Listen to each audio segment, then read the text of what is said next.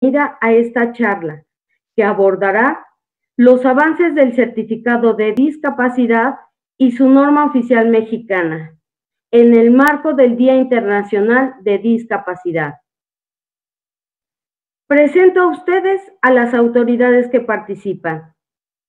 Senadora Josefina Vázquez Mota, presidenta de la Comisión de Derechos de la Niñez y de la Adolescencia. Senadora Guadalupe Saldaña Cisneros, secretaria de la Mesa Directiva del Senado de la República. Maestro Manuel Yáñez Hernández, subdirector de clasificaciones de la información en salud dentro de la Dirección General de Información en Salud. Maestra Catalina Valencia Hernández, jefa de área médica del área de atención a la discapacidad en la Coordinación de Atención Integral en segundo nivel del Instituto Mexicano del Seguro Social. Maestro en Diseño Arquitectónico, Carlos Daigoro Fonse Segura, director de Inclusión Social en el Instituto Guanajuatense para Personas con Discapacidad. Ángeles Carrasco Ramírez, directora de la Asociación Llévame a tu Mar y coordinadora de la Comunidad Nacional de Personas que tenemos relación con el autismo, CONPERA. Sean todos bienvenidos. Explico a continuación la dinámica de la charla. Presentaré a cada participante dando una breve semblanza de su trabajo. Al término de su intervención, cada ponente mencionará su información de contacto para resolver dudas y comentarios al respecto. Agradecemos todo el apoyo recibido por parte del Senado. Comprendemos las dificultades que presentan las actividades en paralelo con las sesiones convocadas en este día, para contar con la interpretación en lengua de señas mexicanas. Inicia esta charla la senadora Josefina Vázquez Mota. Ella es la primera mujer en ocupar el cargo de secretaria de Desarrollo Social y también en su encargo como secretaria de Educación Pública de México. En 2009, fue la primera mujer en ser nombrada coordinadora del grupo parlamentario del Partido Acción Nacional en la Cámara de Diputados. El 5 de febrero de 2012, ganó por mayoría la contienda interna del partido para ser la candidata a la presidencia de México de aquel año. Actualmente es senadora de la República y preside la Comisión de Derechos de la Niñez y de la Adolescencia. Senadora, gracias por su presencia activa y empática. Bienvenida. Muchas gracias, muy buenos días. Quiero saludar con gran cariño y respeto a todas y todos quienes nos acompañan. Les quiero pedir que se queden con nosotros y quiero reconocer ampliamente a quienes con vocación, con profundo amor, con un enorme compromiso y con una gran resiliencia han venido trabajando a favor de miles y miles de niñas, niños, adolescentes y personas con discapacidad.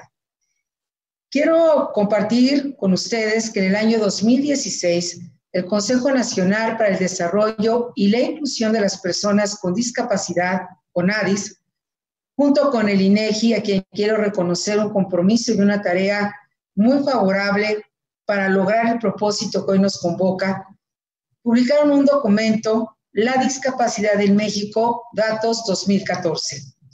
Un estudio, y ha sido un estudio muy relevante, porque nos permitió acercarnos a miles de realidades.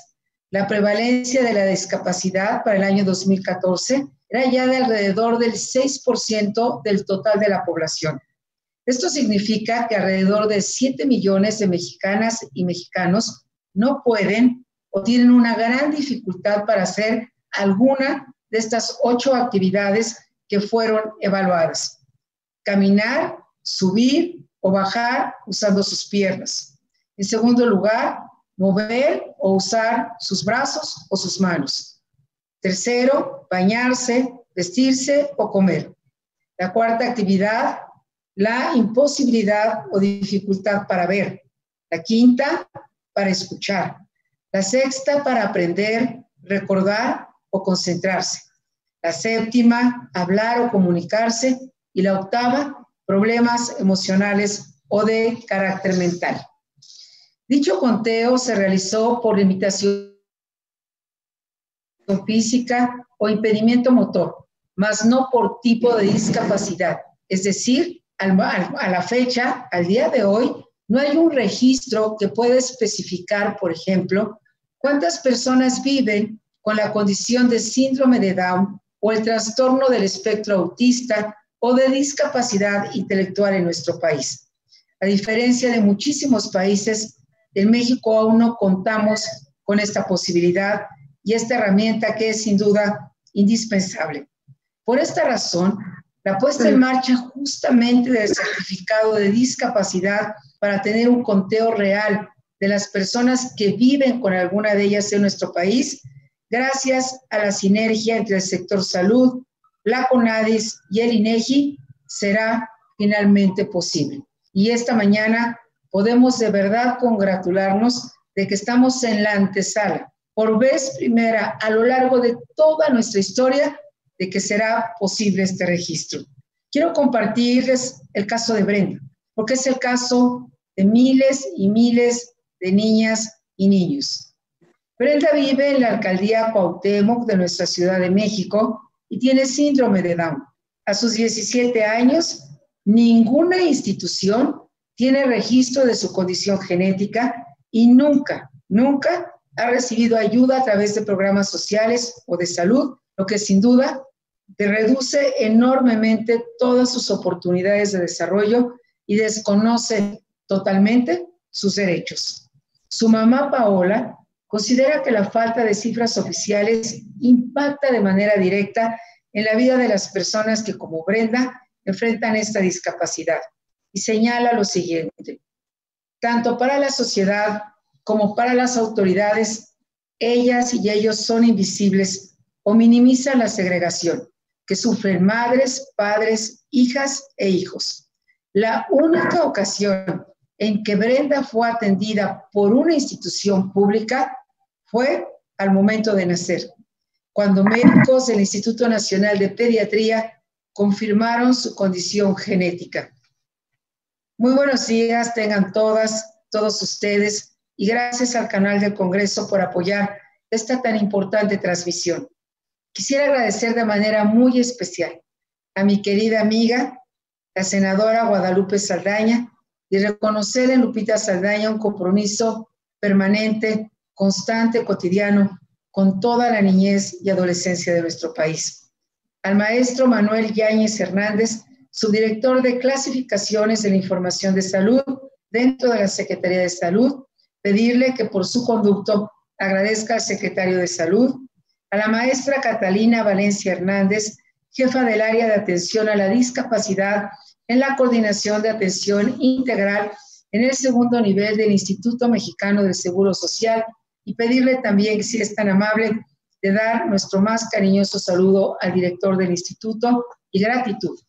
Al maestro Carlos Daigoro Fonse Segura, director de Inclusión Social en el Instituto Guanajuatense para las Personas con Discapacidad, a la directora Ángeles Carrasco Ramírez, a quien le quiero reconocer un compromiso permanente y un impulso que es decisivo para esta mañana que aquí nos convoca.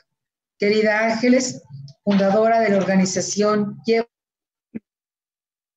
Llévame a Tomar AC, gracias, mi reconocimiento con todo cariño y profundo respeto. A ustedes, los medios de comunicación, a líderes de opinión, a padres, madres de familia, que han hecho una tarea ejemplar. Hoy nos acompañan aquí en esta transmisión también redes sociales del Senado de la República. Como todas y todos ustedes saben, cada 3 de diciembre, la Organización Mundial de la Salud conmemora el Día Internacional de las Personas con Discapacidad, con el cual se quiere reflejar la creciente aceptación de que la discapacidad forma parte de nuestra condición humana. De acuerdo justamente con esta organización, más de 1,000 millones de personas, es decir, alrededor del 15% de la población mundial, vive con alguna forma de discapacidad.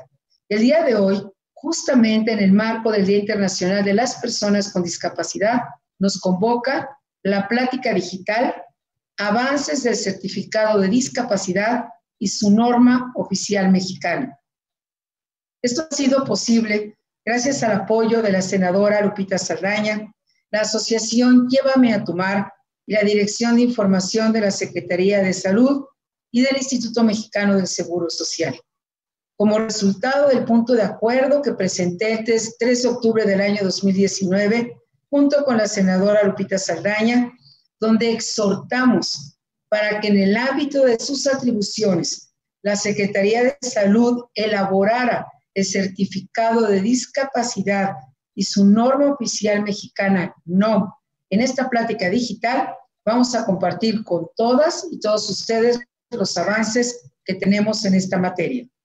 Este certificado de discapacidad tiene la función de recabar con información precisa y sobre todo actualizada mediante registros administrativos, censos de población y encuestas sobre justamente la población que vive con alguna discapacidad para orientar y facilitar a las autoridades de salud en una mejor planeación, diseño de políticas públicas, programas para la atención, garantizar sobre todo el acceso a la salud digna y adecuada.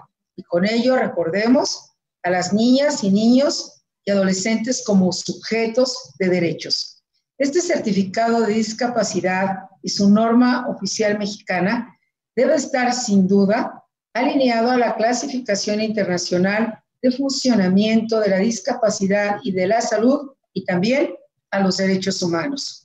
De acuerdo justamente con la Ley General para la Inclusión de las Personas con Discapacidad, se prevé que el INEGI garantice que los registros administrativos, el Censo Nacional de Población y las encuestas nacionales incluyan ya información de discapacidad y de manera muy relevante desarrollar indicadores al respecto.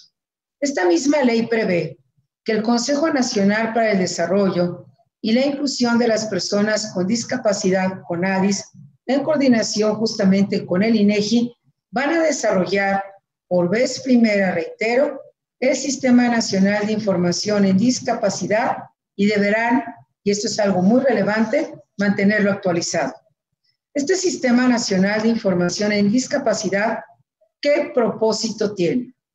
Pues tiene el propósito y la función de darnos información de servicios públicos, privados, sociales y todo tipo de información relacionada a la población con discapacidad. Conoceremos por vez primera la realidad que enfrentan día con día. De acuerdo con una gran activista, una muy reconocida periodista, una madre extraordinaria y una amiga a la que le tengo un enorme aprecio, Katia de Artigues, la discapacidad no es una enfermedad, es una condición de vida, pero muchas personas, señala Katia de Artigues, con una discapacidad, también tienen alguna condición médica que hay que reconocer y hay que atender. Por los registros de los programas sociales, tenemos la información o sabemos que en México existen más de 580,000 niñas, niños y adolescentes que entre los 5 y 17 años viven con alguna discapacidad. De ellos, el 30% tienen dificultad para hablar o comunicarse y más del 10% tienen dificultades para escuchar. Me quiero referir al trastorno del espectro autista y quiero agradecer a todas las organizaciones que siempre han trabajado incansablemente al lado de nuestra comisión en el Senado. El autismo es una condición de vida que afecta en mayor o menor medida la interacción social por medio de la comunicación, la conducta, el lenguaje y sin duda la integración sensorial de las personas. El mayor desafío frente al autismo es justamente, por un lado, la falta de información y, por otro, la falta de concientización. De acuerdo con la Organización Mundial de la Salud, 1 de cada 160 niñas y niños presenta esta condición en el mundo y la incidencia se incrementa más de 17% cada año. El único estudio en México con que contamos se realizó en el año 2016 y estima que uno de cada 115 niños tiene autismo, niños o niñas, es decir, casi 1% de la población infantil.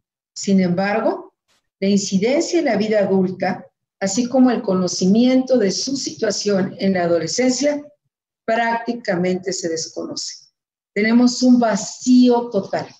Tenemos un agujero negro que es necesario iluminar y tener la información al respecto para reconocer y trabajar en consecuencia. En el caso de la parálisis cerebral, APAC, esta asociación pro personas con parálisis cerebral, y mando un muy cariñoso abrazo y reconocimiento a Bárbara Anderson y a todo su extraordinario equipo, destacan lo siguiente. En México hay más de 500,000 personas con parálisis cerebral, es decir, cerca de 2 millones de personas. O sea, tenemos casi cerca de 2 millones de personas. 5 de cada 1,000 nacimientos en el país derivan en parálisis cerebral infantil. La parálisis cerebral es la primera causa de discapacidad en niñas y niños mexicanos, es decir, 6 de cada 10. En México, la tasa de aumento justamente de parálisis cerebral es 60% mayor a la tasa mundial. Lo voy a repetir nuevamente. En México, la tasa de aumento de la parálisis cerebral es 60% mayor a la tasa mundial. UNICEF estima que es el mismo costo, hablando en materia monetaria, energético y emocional, que tener trillizos, con muchas otras consecuencias que no mencionamos aquí, pero que todas y todos conocemos. Lo que no se mide, no solamente no se puede mejorar, tampoco se podrá seguir atendiendo y mucho menos reconociéndolo como una realidad cotidiana en nuestras vidas. Por ello, es la gran relevancia de este certificado de discapacidad para orientar y facilitar a las dependencias públicas y a todos nosotros como sociedad en una mejor planeación, elaboración y ejecución de programas para su atención, garantizando el acceso a la salud digna y también adecuada. El hecho de poder contar finalmente con cifras oficiales por tipo de discapacidad nos ayudará también a revertir esta falla de políticas públicas adecuadas a sus requerimientos específicos y con una visión transversal que ha sido uno de los reclamos, las exigencias y las peticiones más importantes por parte del Estado que permita su integración completa a la sociedad. Quiero cerrar mi intervención pues felicitando y reconociendo el esfuerzo incansable y esta lucha sin rendición de todas y todos quienes están haciendo posible por vez primera en nuestro país contar con este registro. Quiero agradecer y quiero reconocer realmente el esfuerzo que se está haciendo desde la sociedad civil y desde todas las instituciones vinculadas en materia de salud. Hoy celebro este encuentro y también este nuevo inicio. Es solamente un inicio. Aún tenemos una larga tarea y con la Comisión por los Derechos de la Niñez y de la Adolescencia en el Senado cuentan de tiempo completo, como cuentan también con muchas otras senadoras y senadores de la República. Es una intervención donde no he dado mención a todas las discapacidades, pero por eso el valor de este registro. Gracias a todas, a todos ustedes. Gracias por siempre estar. Gracias por no rendirnos nunca. Y diría que regresando un poco a los casos de parálisis cerebral, para no dejar ninguna confusión en la estadística, en el país tenemos alrededor de 500,000 personas con parálisis cerebral y cada año se reportan cerca de 12,000 nuevos casos. Termino junto con este agradecimiento señalando que detrás de cada cifra hay una vida, hay una historia, hay un rostro, hay un alma, hay un corazón, hay muchos sueños, hay una familia que tiene que cambiar el rumbo de su historia para reconocer, para abrazar, para amar y para seguir adelante. Hay madres que han dedicado su vida y su historia de tiempo completo y padres de familia que han decidido también acompañar y ser un respaldo amoroso y una inspiración. A todas y a todos ustedes, nuevamente muchísimas gracias. Bienvenidos, acompáñenos que tenemos testimonios, tareas muy importantes que destacar, y saludo también a Laura Bermejo de Libre Acceso, felicitándote, querida Laura, por tu incansable labor al canal del Congreso. Muchísimas gracias. Nuevamente, muy buenos días y muy bienvenidas sean todas y todos, y seguiremos dando seguimiento puntual. Gracias. Mi reconocimiento más amplio, y aquí estamos trabajando al lado de todas y todos ustedes. Muy buenos días. Agradecemos la participación de la senadora Josefina Vázquez Mota. Sabemos, senadora, que en unos minutos tiene una reunión de coordinación política. Gracias por el esfuerzo que realiza cada día por todos. Buen día. Y bueno, ha llegado el momento de presentar a nuestro segundo ponente, el maestro Manuel Yáñez Hernández. Él es subdirector de clasificaciones de la información en salud dentro de la Dirección General de Información en la Secretaría de Salud.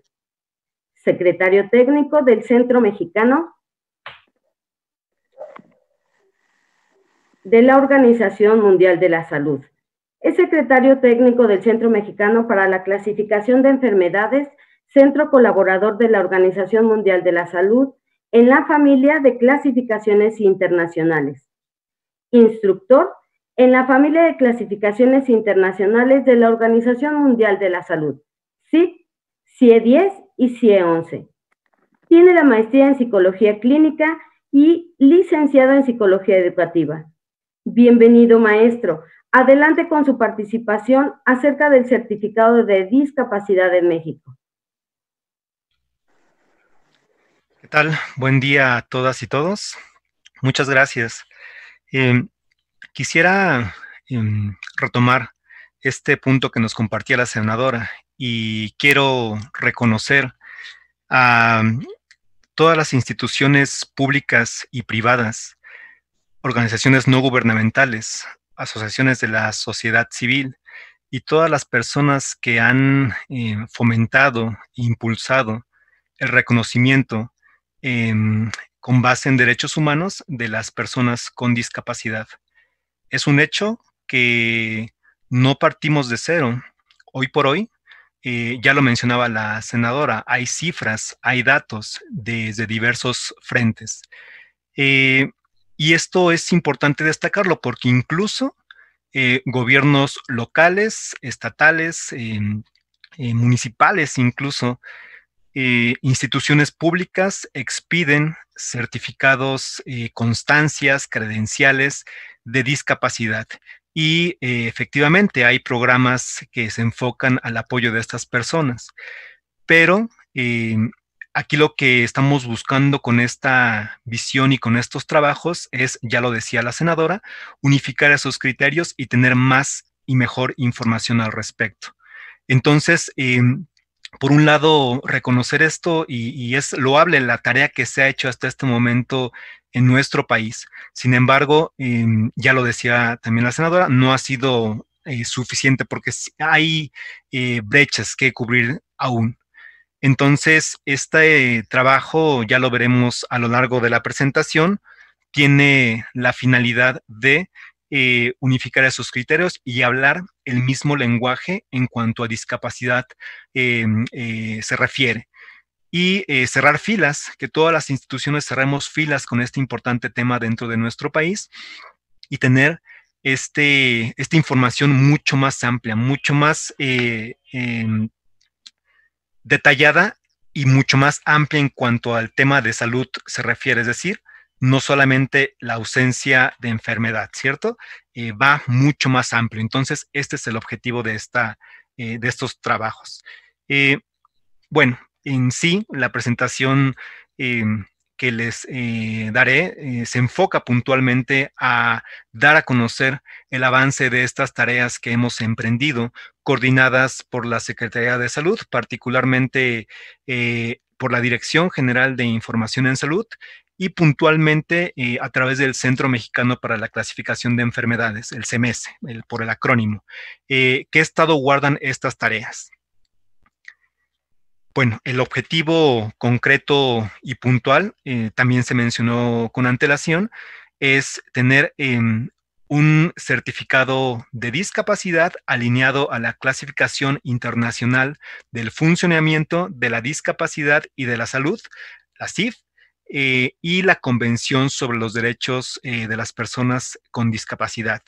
En sí, el ajuste que se hizo en la Ley General de Salud remite a todos los tratados internacionales de los que México forma parte, pero aquí enfatizamos y ponemos un acento en la Convención sobre los Derechos de las Personas con Discapacidad. ¿Y esto para qué? Para que por primera vez, enfatizo, en nuestro país se tenga un certificado de discapacidad único y bajo un enfoque biopsicosocial. Reitero, esto no significa que lo que se está haciendo actualmente no cuente. Son esfuerzos bastante loables en el sentido que se están ejerciendo estos derechos, recursos incluso, pero lo que queremos, reitero, es tener mucho más información al respecto y evidentemente que se traduzca en políticas públicas en beneficio de las personas con discapacidad. Hay antecedentes al respecto y esto conviene bastante que tengamos claridad, esta evolución que ha tenido, este avance que ha tenido estos trabajos. A partir de julio de 2018 se publicó la reforma a la Ley General de Salud, donde particularmente a lo que nos atañe al ámbito de salud, en el artículo 389, en el BIS 2, también se refiere, y ya es la adición que se agregó en ese momento, el certificado de discapacidad que será expedido por, ahí menciona, de acuerdo a tratados internacionales y la CIF en los transitorios.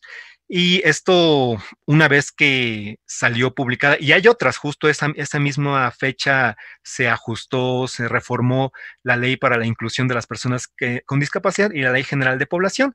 Por ahora lo que nos estamos enfocando es en este tema, nuestra competencia puntual, la Ley General de Salud. Y esto, ¿a qué obedece? Bueno, una vez que se publicó, en lo que se bajaba y se publicaba, no fue sino hasta 2019 que llegó directamente a la Dirección General de Información en Salud, a esta unidad, y a partir de ahí empezamos a hacer estos trabajos, estas tareas técnicas, pero algo bien importante es que lo vislumbramos desde tres ámbitos. El primero técnico, un jurídico y presupuestal, por supuesto. Esto no es un tema menor. Por ahora hablaremos concretamente del avance técnico, de lo que llevamos hasta ahora en la parte técnica. Y es bien importante tener esta noción, ¿no? Que en algún momento también será esta cuestión jurídica y presupuestal, evidentemente. Por otro lado, es muy importante destacar que si bien la Secretaría de Salud a través de la DGIS, el CMS, estamos coordinando estas tareas, no ha sido una visión unilateral, es decir, no intentamos imponer una visión desde solamente la Secretaría de Salud. Para muestra esta lámina donde voy a explicar que están participando, una vez que se llegó a estos trabajos de la a la DGIS, conformamos el grupo de trabajo para la evaluación del funcionamiento y la discapacidad, por sus siglas GTEFD, coordinado por esta unidad que ya mencioné, y donde convergen diferentes instituciones del Sistema Nacional de Salud, entre ellas IMSS, Bienestar, SEDENA, CEMAR, ISSSTE, la SINSAE con todos sus institutos de salud pública, y el DIF, el Sistema Nacional DIF, INEGI, importantísimo, el CONADIS, INGUDIS, que justo nuestro colega Carlos participará más adelante con su ponencia, entre otros. Y por supuesto también estamos considerando a las organizaciones no gubernamentales, a las asociaciones civiles, entre ellas evidentemente Lleva Matumar, que convocó a esta actividad. Entonces, eso es importante porque no queremos en el enfoque técnico discutir con todos los involucrados en esta materia y algunas secretarías de salud estatales. ¿Y por qué la DGIS concretamente? Bueno, habrán de saber que por norma oficial mexicana, la DGIS es quien diseña y administra los certificados en este momento de estadísticas vitales, entiéndase de defunción, de muerte fetal y de nacimiento. No será la excepción, al menos la indicación que tenemos hasta este momento es para el tema de discapacidad. Y otro punto a favor es que dentro de la DGIS está el CMS, quien es por norma oficial mexicana la 035 en materia de información en salud, la instancia que regula y promueve el uso de la familia de clasificaciones de la OMS, entre ellas la CIF. ¿Y esto para qué? Para que justo este compendio, esta visión desde la condición de salud y el impacto que ésta puede tener en su funcionamiento o versus discapacidad de la persona y por supuesto bajo un enfoque de derechos humanos. Este es un esquema técnico en cuanto al manejo de las clasificaciones, alude la condición de salud en verde refiriéndose a que con esta se clasifica con la CIE-10, en su momento será con la CIE-11, pero a partir de ella ciertos elementos que interactúan con componentes que interactúan entre sí y determinan funcionamiento versus discapacidad. Están las funciones y estructuras corporales versus deficiencias, actividades versus limitaciones, participación versus restricciones y también se consideran los factores ambientales y factores personales. Bueno, bajo este enfoque es lo que propone la CIF. Y lo que hemos trabajado hasta este momento todavía está en diseño y en borrador lo que estamos, pero lo que avanzando, pero lo que les voy a mostrar a continuación es ya en una parte práctica de códigos, de los dominios que elegimos para esto. Vemos haciendo esta comparativa a partir de la condición de salud y con esta cuál va a ser deficiencia permanente y deficiencia en el sentido de la función y estructura corporal. La CIF lo aclara y no es en un sentido peyorativo, por supuesto.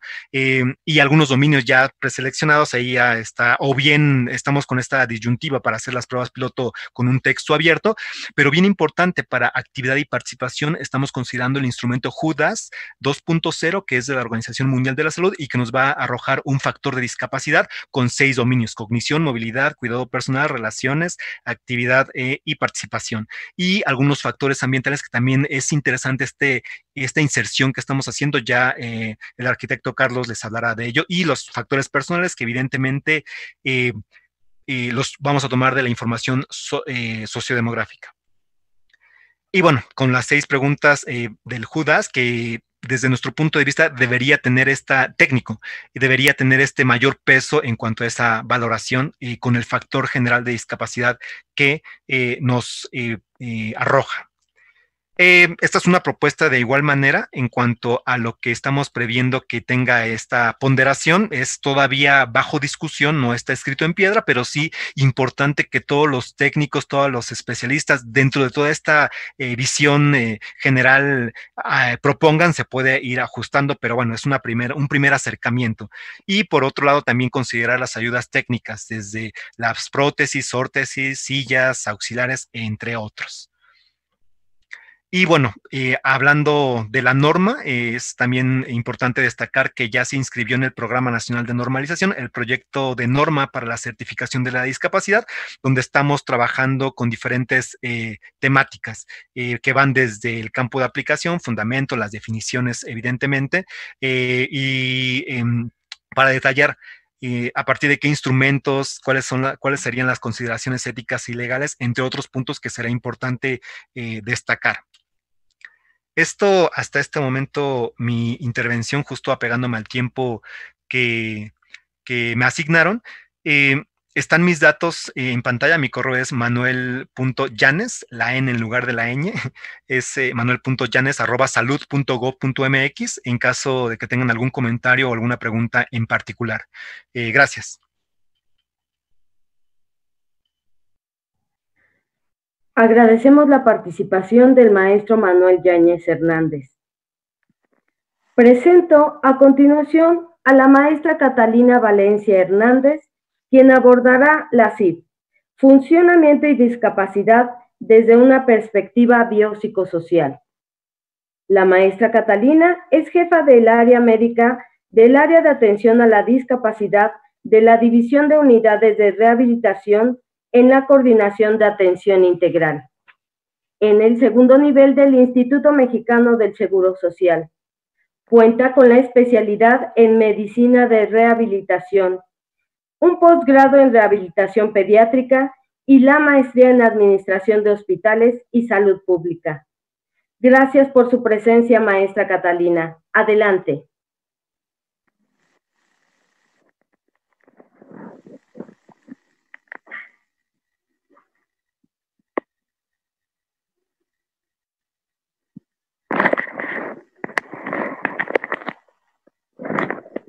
Perdón, no tenía puesto mi micrófono. Buenos días a todos. Les agradecemos la invitación en nombre del Instituto Mexicano del Seguro Social. Esta semana es muy importante para nosotros en virtud de que celebramos la Semana Nacional de Discapacidad y en específico se realiza un foro en las 35 delegaciones o organismos del instituto en el interior de la República. Y bueno, me sumo a las palabras de la maestra Josefina Vázquez Mota y del maestro Manuel Yáñez. De igual manera, considero muy importante este tema y principalmente por lo que representa para la sociedad la palabra discapacidad. Bueno, en esta exposición presentaré brevemente la perspectiva biopsicosocial de la Clasificación Internacional del Funcionamiento de la Discapacidad y de la Salud, que anteriormente el maestro Yáñez dio algunos conceptos muy importantes que ya se están incluyendo dentro del certificado. Y bueno, el modelo de la CIF es un modelo avalado por la OMS, es el modelo biopsicosocial, porque anteriormente se tomaba en cuenta el modelo biomédico. Sin embargo, la salud es un proceso multidimensional en el que interactúan sistemas biológicos, psicológicos, sociales, familiares, culturales y ambientales. Es muy importante medir el funcionamiento de la persona, porque esto otorga las bases para la certificación, como fue mencionado previamente, y de hecho, en este sentido, la CIF resulta esencial para la implementación y el monitoreo de la Convención sobre los Derechos de las Personas con Discapacidad en su artículo 31, en el que México es Estado parte. El modelo biomédico ha sido superado, como previamente comenté, por el modelo biopsicosocial, ya que el modelo biomédico considera de manera muy general que la salud es equivalente a la ausencia de la enfermedad. Sin embargo, la enfermedad no puede ser ya considerada simplemente como un desorden en el funcionamiento corporal, porque de manera parcial se está segmentando a la enfermedad que tiene una causa única y que afecta de manera directa. De igual manera, solo tiene un diagnóstico y una cura en su caso. Esto es limitativo a la comprensión integral de la intervención de factores relacionados con la discapacidad y que en determinado momento marcan la diferencia de calidad de vida de una persona.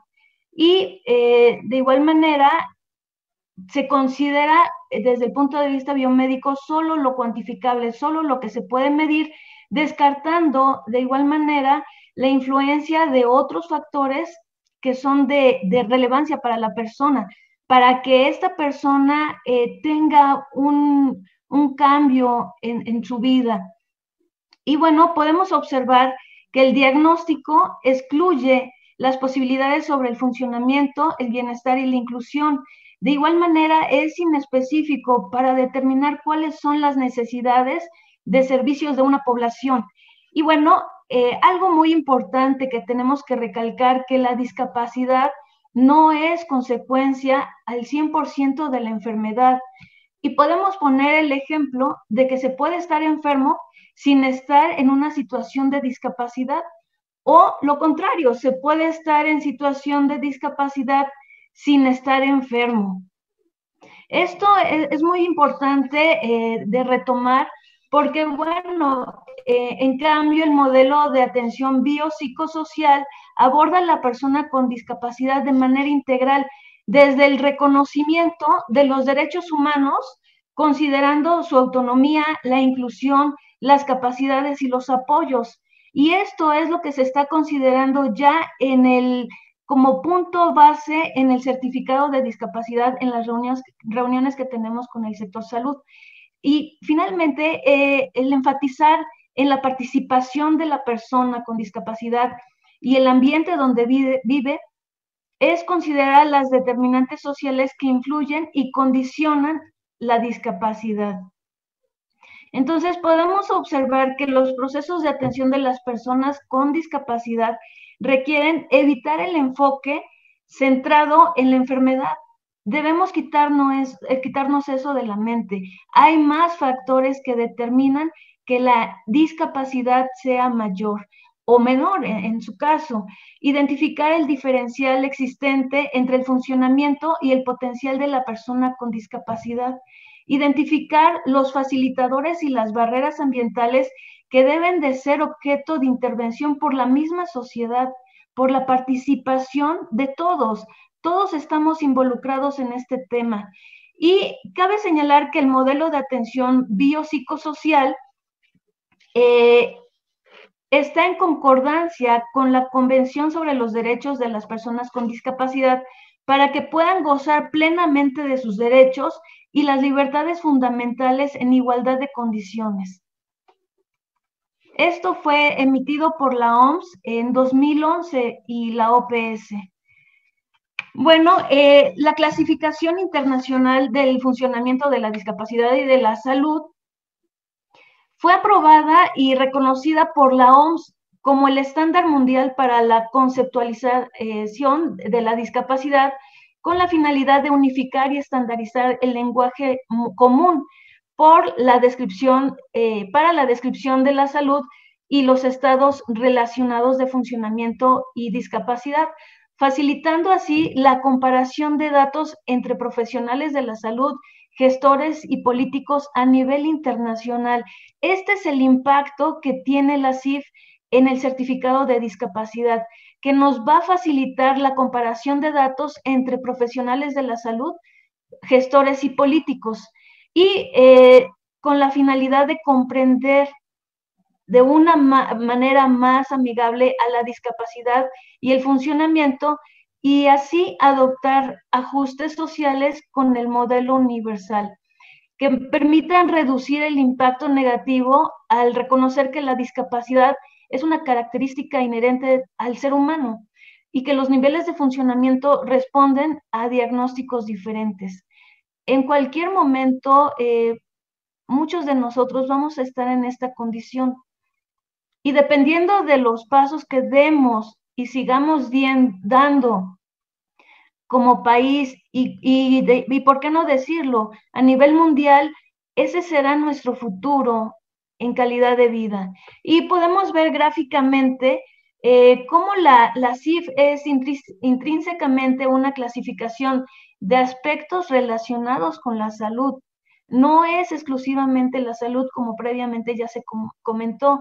Y bueno, esta interrelación es con actividades de la vida diaria, la educación, el trabajo, la vida económica y comunitaria, la tecnología, el entorno natural y los cambios en el entorno derivados de la actividad humana, así como los sistemas sociales y políticos.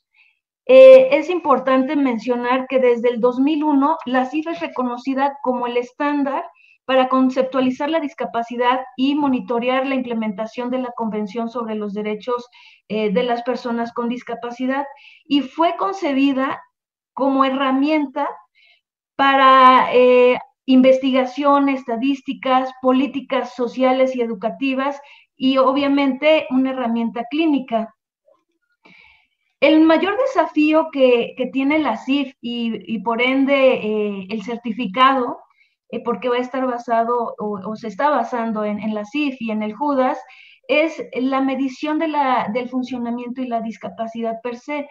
Constituir la CIF para su uso en el campo de la salud y sectores relacionados por ejemplo, políticas legislativas y sociales, de los sectores educativos y laboral, así como la seguridad social y la estadística. Y bueno, el crear centros de investigación orientados a la comunidad, no nada más a la persona, sino a la comunidad, que contribuyan en el funcionamiento óptimo, la integración social y la calidad de vida de las personas con discapacidad. Como tal, el mayor desafío que tiene este tema es romper con paradigmas, el seguir señalando que la discapacidad es exclusivamente un problema por una enfermedad. Y bueno, el mayor objetivo de todo este tema es contribuir en la inclusión social. Bueno, podemos concluir que el modelo biopsicosocial de la CIF aborda de manera integral y multidimensional el funcionamiento de la persona, siendo las determinantes sociales las que influyen de manera preponderante en la discapacidad y no solo depende de la enfermedad. Muchas gracias. Dejo los datos de contacto para que podamos tener una comunicación más estrecha sobre este tema tan apasionante que va a dejar muchos frutos con el certificado. Y bueno, soy nuevamente la doctora Catalina Valencia Hernández. Y mi correo electrónico es catalina.valencia@ims.gov.mx. Muchas gracias nuevamente. Maestra Catalina, agradecemos su brillante ponencia.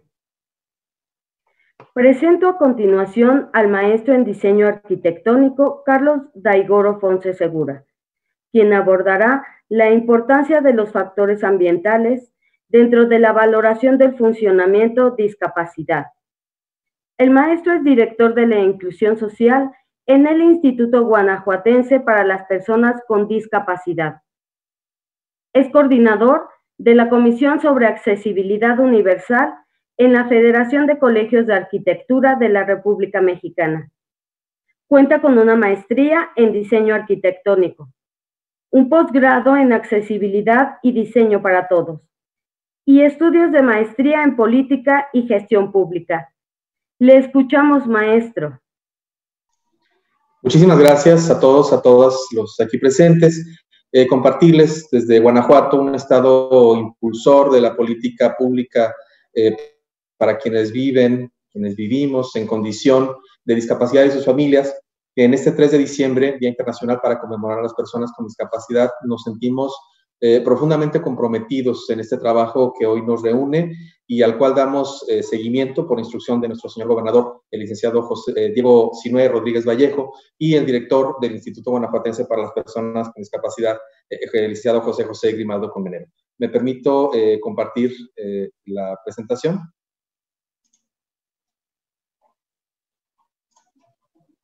Bien, el objetivo es de este subgrupo de trabajo que con mucho gusto nos toca coordinar, es pues aportar justamente en este contexto de la valoración de la CIF cómo los factores ambientales, es decir, lo que está en torno a la persona, incide en cómo funciona respecto a su condición de discapacidad.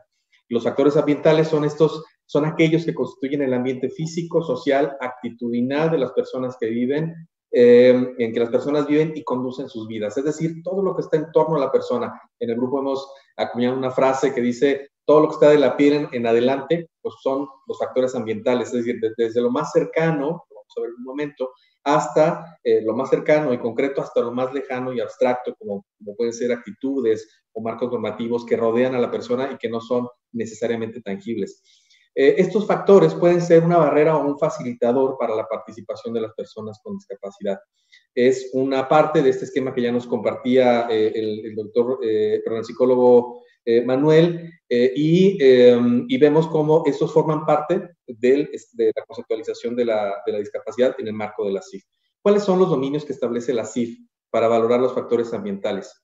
En primera instancia, los productos y tecnología, es decir, lo que la persona tiene a su alcance. Destacar aquí importante un aspecto, el de las ayudas técnicas, es decir, todo lo que la persona tiene a su alcance en su entorno más cercano para ser un facilitador o una barrera, cuando se carece de ellas, para conducir su vida. el entorno natural y cambios en el entorno, es decir, el entorno construido, si es un entorno transformado, si es que puede ser justamente el entorno natural, comunidades rurales que tienen menor intensidad en la transformación, o hasta las comunidades urbanas y todos los fenómenos que implica el vivir en comunidades, el vivir en ciudades. El apoyo y relaciones, es decir, la red social que se teje en torno a la persona, cuál es el impacto que los apoyos que recibe tienen para ser un facilitador o nuevamente una barrera en su día a día, y esto incluye a las personas, el entorno vecinal, inclusive aquí en este aspecto se identifica a los animales que puedan ser de utilidad para llevar una vida hasta donde pueda ser autónoma y vivida. Repito, si estos son facilitadores o barreras.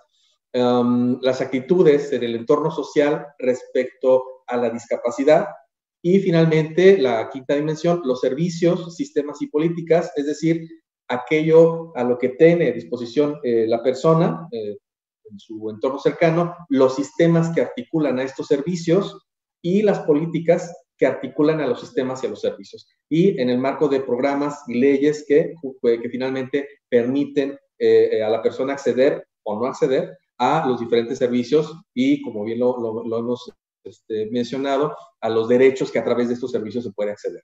Bien, a través del diálogo hemos encontrado dos vías para valorar los factores ambientales de la persona.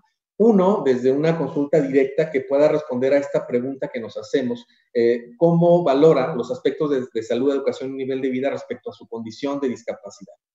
Y los rasgos de la circunscripción de su domicilio, es decir, qué aspectos objetivos presentes en el entorno que representan las mayores barreras del entorno donde habita respecto a su condición de discapacidad.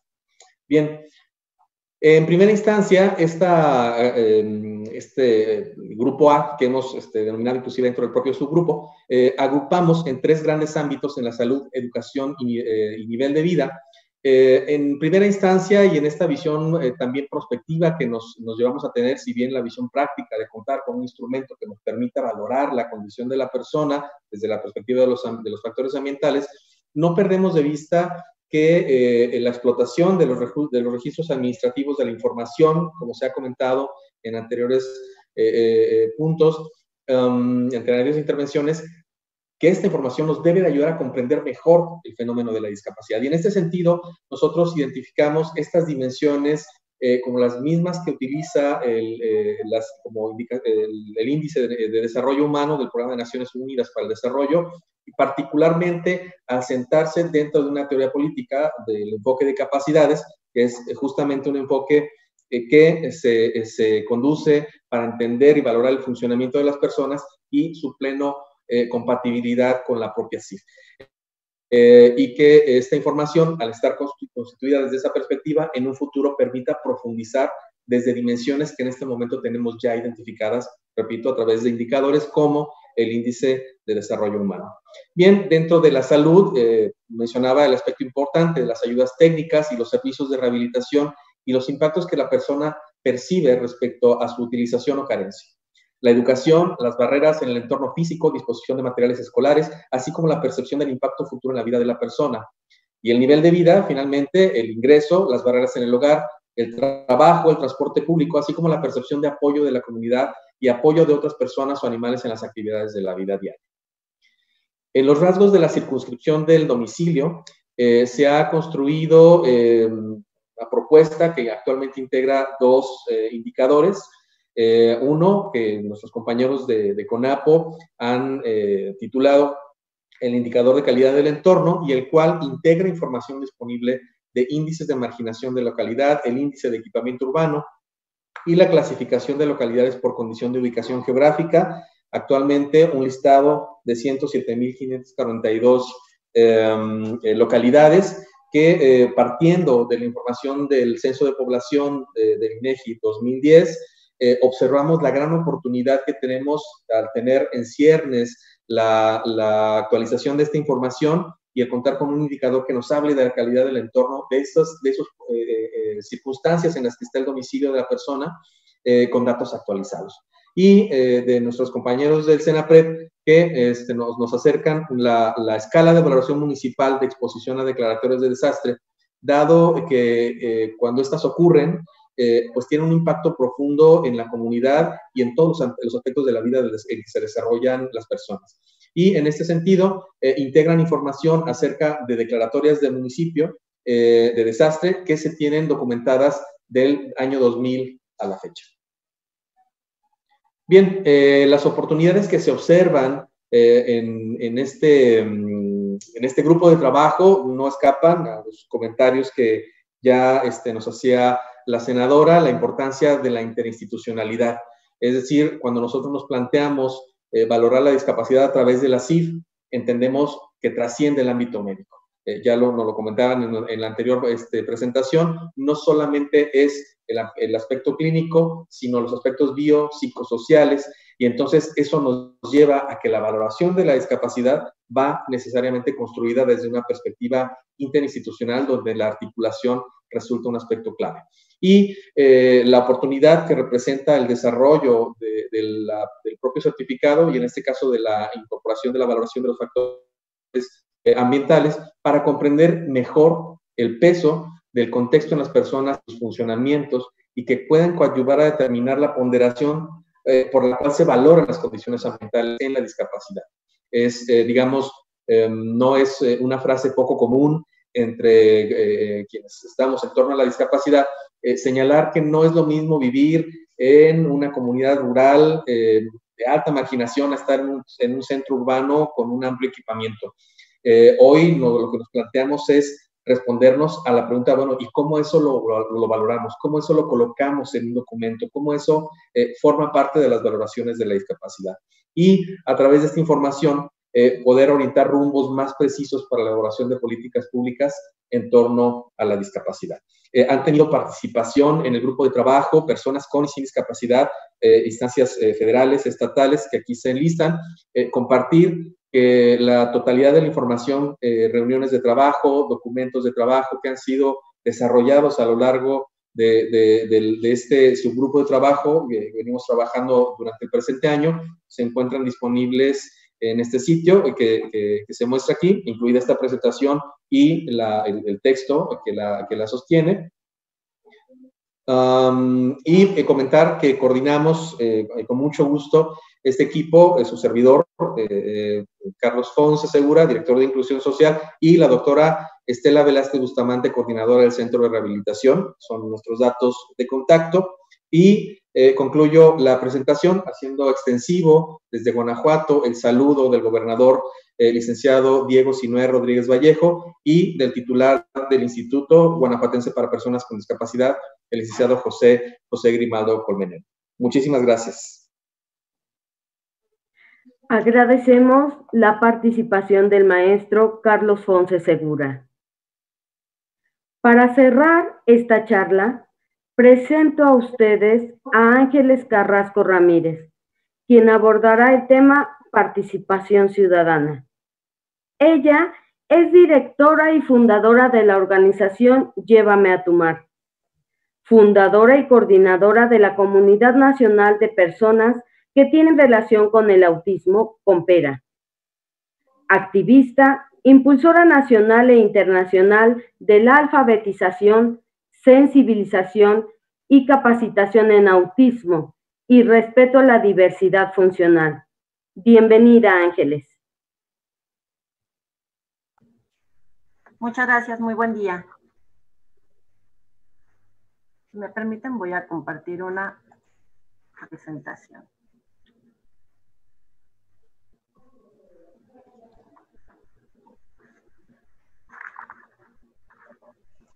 Les agradezco la oportunidad de dar voz a muchas personas que confiamos en el trabajo informado, responsable y colaborativo, porque así nos desempeñamos en la vida diaria. Eso es lo que acostumbramos a hacer. Ya que nuestro quehacer lo desempeñemos en una institución de gobierno, en una organización de la sociedad civil, en un colectivo o en nuestro entorno inmediato como integrantes de la comunidad.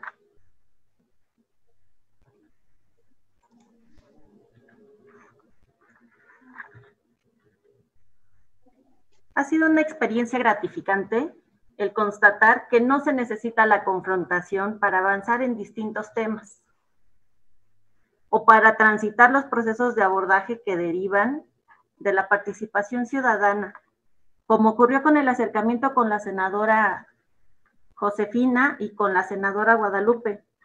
Este acercamiento lo iniciamos en 2019 y el desarrollo de los trabajos que tuvimos a bien llevar a cabo nos permitieron ingresar el punto de acuerdo al que hacía referencia la senadora Josefina.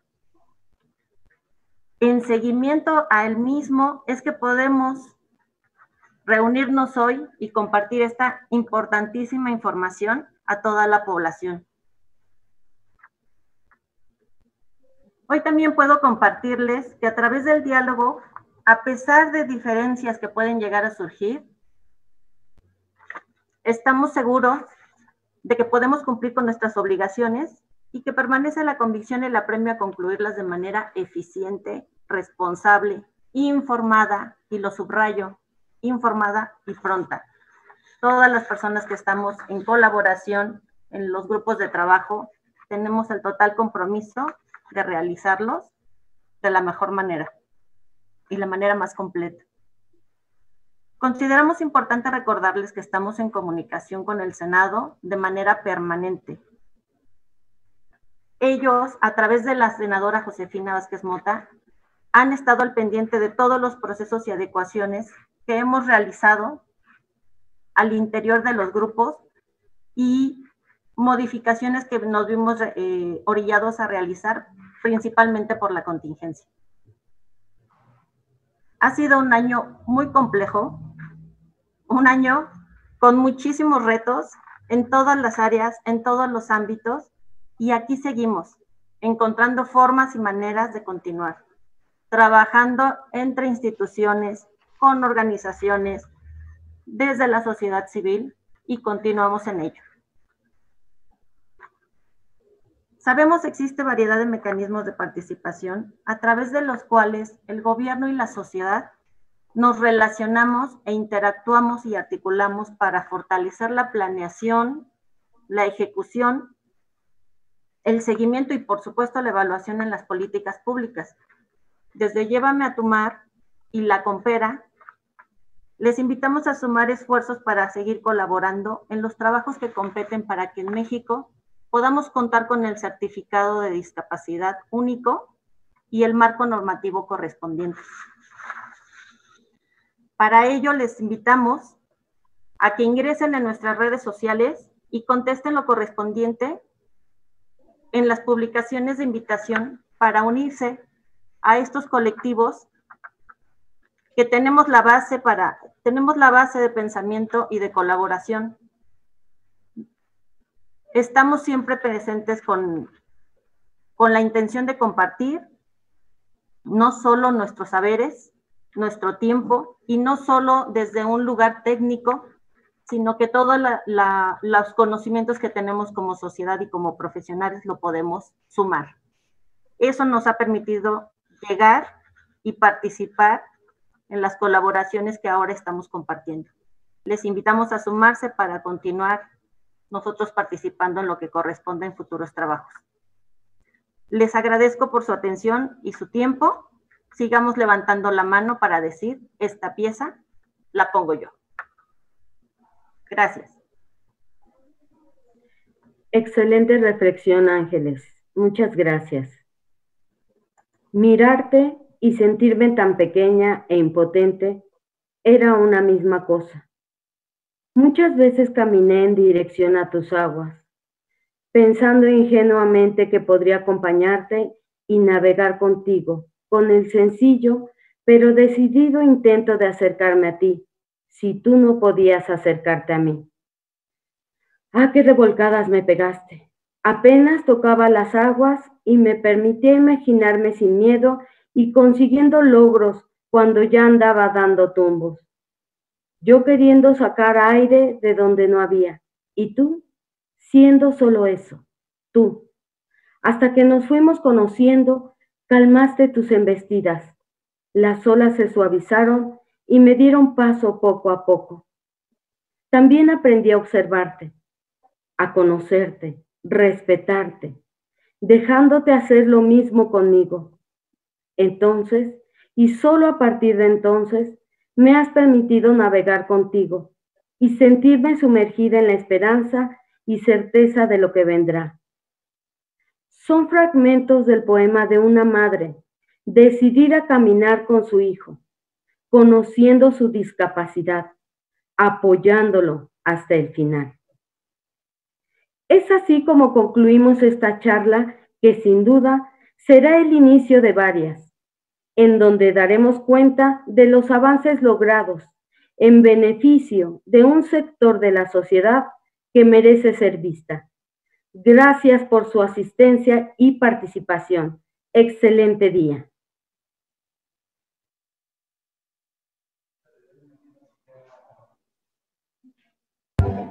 Muchas gracias a todos. Estamos fuera del canal del Congreso. Gracias. Gracias a todos. Muchas gracias. Un honor, gracias. Muchísimas gracias. Muchísimas gracias, de verdad. Muchísimas gracias a todas y a todos. Creo que salió excelente. Y pues bueno,